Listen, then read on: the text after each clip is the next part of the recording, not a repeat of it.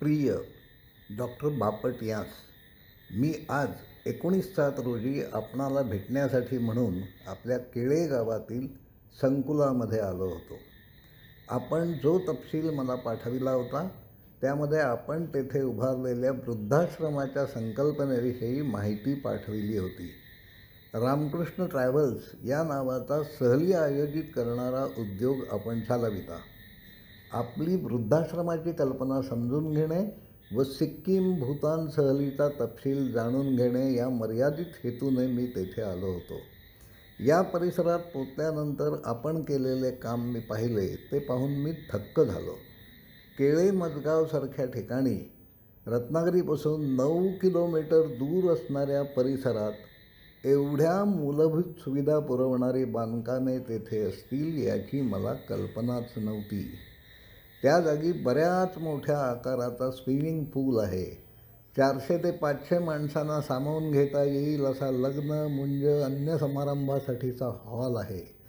200 माणसे एकावेळी जेवायला बसतील एवढे मोठे डायनिंग, त्याला लागून किचन आपण बांधले आहे. 100 ते 150 माणसांची राहण्याची व्यवस्था करता येईल असे 8 बंगले तेथे आहेत. 30 ते 50च्या दरम्याने माणसे असतील तर त्यांच्यासाठी वेगळे किचन डायनिंग आहे. छोटे ध्यान मंदिर आहे. परिसर दाट झाडीने नटलेला आहे. पुष्करिणी आहे. विविध प्रजातीच्या झाडांनी परिसर सजलेला आहे. परिसरात अनेक प्रकारचे पक्षी आहेत. काही वन्यजीवही तेथे असतील. भाताच्या अनेक जाती शेतामध्ये लावण्यात आल्या आहेत. काही खेळांच्या सुविधाही आपल्याकडे उपलब्ध आहेत अशी माहिती आपण दिलीत. ज्यांना शहरापासून दूर एकांताची ओढ आहे अशा माणसांसाठी हा परिसर आदर्श असा आहे. मूलभूत सुविधा पुरवणारा एवढा मोठा संकुल आपण तेथे उभारला असेल याची मला कल्पना नव्हती.